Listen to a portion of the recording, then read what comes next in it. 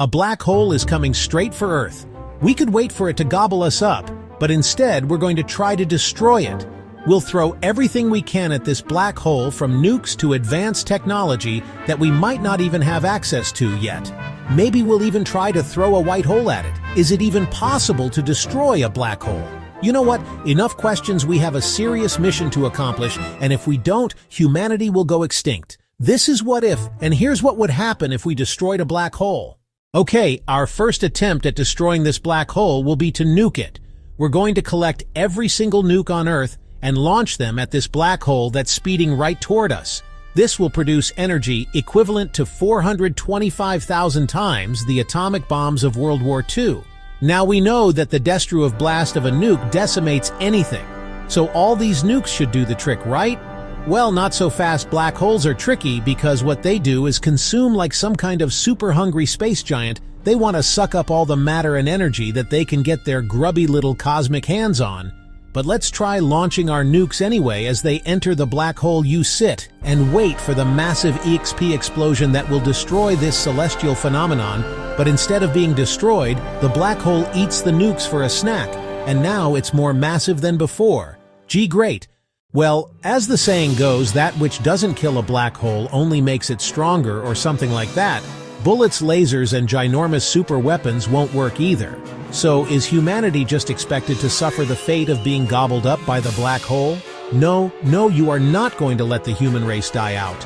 But it's clear we have to try a more crafty strategy, one with artificial black holes, white holes, and maybe even a time machine. But before we get to that, let's figure out the basics after all. As Sun Tzu said, know thy enemy. So what makes a black hole tick?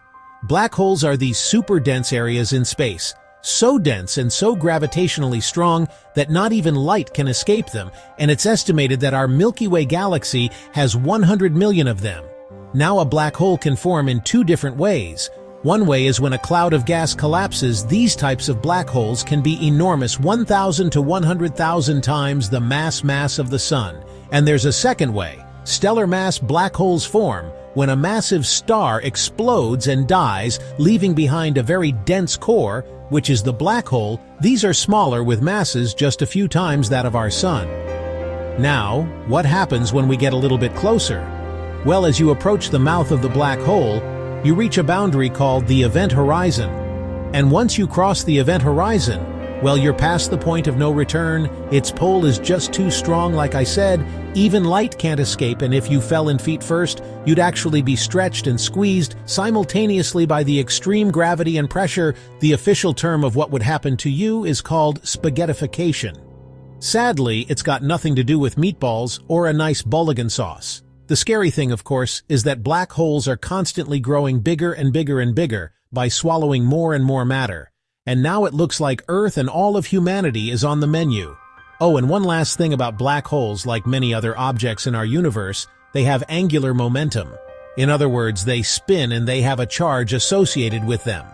These are properties that need to syn up appropriately with the mass of the black hole in order to keep it in business. Just like if you were running a marathon, your body temperature and your blood pressure must stay in the right zone so that you can keep running. If you overheat, you might faint and fall over. Keep this in mind, as it might play an essential role in taking down our black hole. Right now that you've got a handle on what we're dealing with, well, it's time for a new attack. Oh yeah, we know we can't defeat this sucker by simple tricks like nukes. No, we've got to come up with something better.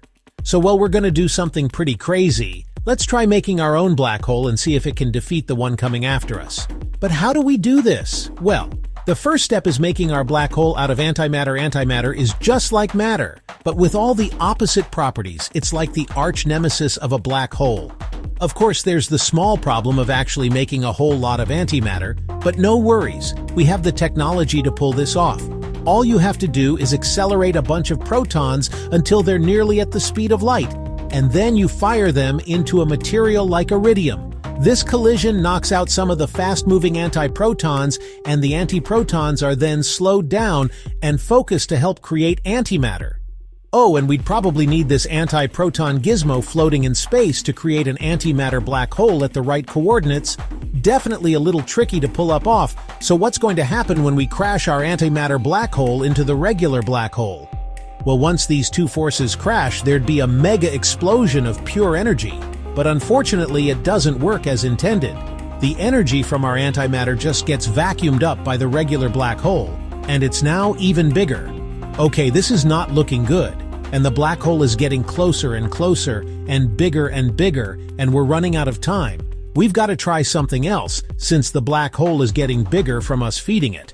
Well, maybe we could just starve it. What if we figured out a way to stop it from eating anything else? Well, that wouldn't work either, because the original mass of the black hole would still exist. But what if he tried the opposite? What if, instead of starving the black hole, you fed it with something that's constantly throwing stuff out? But what could that be? My mom. Maybe the answer is a white hole. White holes function in ways opposite to black holes. The two of them are like yin and yang. If nothing can get out of a black hole, well, nothing can get into a white hole. If we threw a white hole at a black hole, the two might just annihilate each other, but they wouldn't disappear. There'd be a big burst of energy and a ton of gamma radiation. You'd want to steer clear of that zone. That radiation will give you cancer. Well, actually, you'd get such a massive dose that you'd probably just die instantly. Besides this, the only problem? Well, we don't actually have a white hole, and we don't know how to make one either. Okay, so that strategy is a bust, but we're not going to let that stop us. We will stop the black hole. This sounds a little crazy, but what if we built a tin machine, one that could go back in time and take a black hole out? All we need is a wormhole to connect the black hole with its past. As we go back in time, the black hole has to spit out the mass it's taken in making it a white hole, and if we traveled back far enough, we could reach the point just before the hole was born and blast it with nukes or lasers or whatever we have on hand. This idea works in theory, but we don't have a time machine or a wormhole. Let's try something a bit more realistic.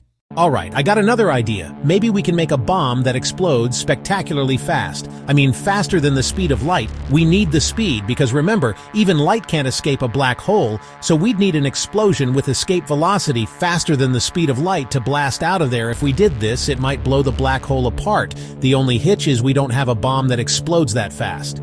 Yet, so what else could we do? Okay, well maybe you could deform this black hole target, a specific part of it. Something like that might kill it.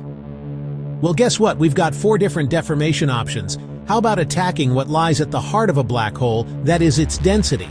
If we stretched it out and took away its density, well, that would spell the end. But it can only be stretched if it has a finite size, and science isn't sure if black holes do or don't.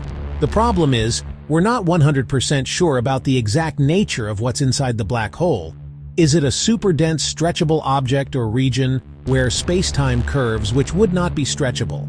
Well, we don't know for sure because nobody's made it past the event horizon. Remember the spaghettification thing, but even without that knowledge, there's a second way you can destroy a black hole, and that's by destroying the event horizon without the event horizon. Well, frankly, there's nothing for objects to fall into. One way to destroy the event horizon would be to poke a hole in it. If we just puncture the boundary at the event horizon, maybe the mass of the black hole would start to drain out, and with no mass, the black hole would no longer exist. But there's a third, more sophisticated way to deform the black hole, and it's got to do with some of the forces keeping the black hole going. Remember, I told you that in order for the black hole to exist, the rate at which it spins and the electrical charge of the black hole have to stay within certain parameters. Remember that. Yeah, like when you turn your car around a corner, it needs a certain acceleration to make it around the corner safely. Overdo it, and you might get into some trouble.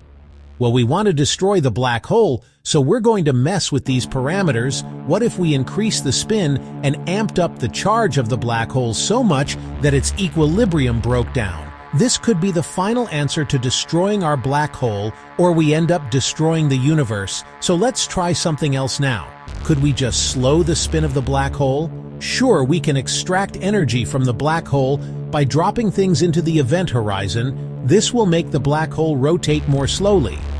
If we did it enough, we could even make it stop spinning entirely. Now, this might slow it down, but it won't make it completely disappear. Okay, so there is one last option, and it's all about patience. See, black holes can destroy themselves over very, very long periods of time. And it's because of a weird process that's going on in the background according to quantum theory everywhere around us. Pairs of particles are popping up, a particle and an antiparticle. When these crash together, they destroy each other. But in the case of our black hole, one particle might go into the hole and the other particle might escape into space. As this happens over time, the black hole becomes a tiny bit smaller. And if we wait a few trillion years, the entire black hole will dissipate this way. You know, they say ignoring your problems doesn't usually solve them, but in this case it will after a few trillion years. So can we destroy a black hole? No, not really. And even if we could, I'm fresh out of new ideas. So if you have any theories of your own, head on over to our Patreon where you can join a private Discord to chat with us. Maybe you can help us solve the problem. But let's be real, a force this strong is virtually impossible to get rid of. Luckily, the chances of a black hole coming for Earth are just as impossible. But if it did happen, maybe our best chance would be to get away from it as fast as possible. But that sounds like a story for another What If